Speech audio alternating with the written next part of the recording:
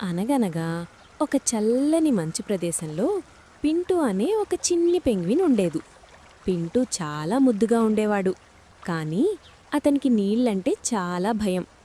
మిగతా పెంగ్విన్స్ అన్నీ సముద్రంలోకి దూకి హాయిగా ఈత కొడుతూ చేపలు పట్టుకునేవి. కానీ పింటూ మాత్రం భయంతో ఒడ్డునే నిల్చుని చూసేవాడు.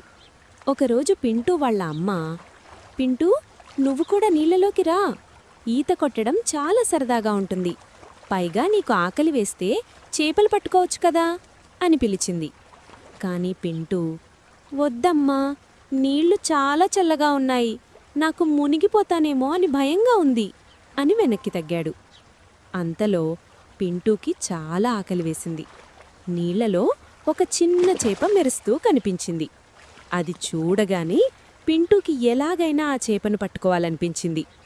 ఆశతో కళ్ళు మూసుకుని ఒక్కసారిగా ధప్పుమని నీళ్లలోకి దూకేశాడు.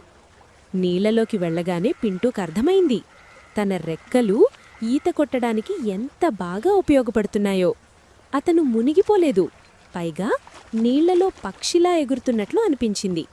ఆ రోజు పింటూ కడుపు నిండా చేపలు తిన్నాడు. సాయంత్రం వరకు ఆనందంగా ఆడుకున్నాడు. నీతి: ఏదైనా పని చెయ్యనంతవరకే కష్టంగా అనిపిస్తుంది. ధైర్యం చేసి మొదలు పెడితే విజయం మనదే.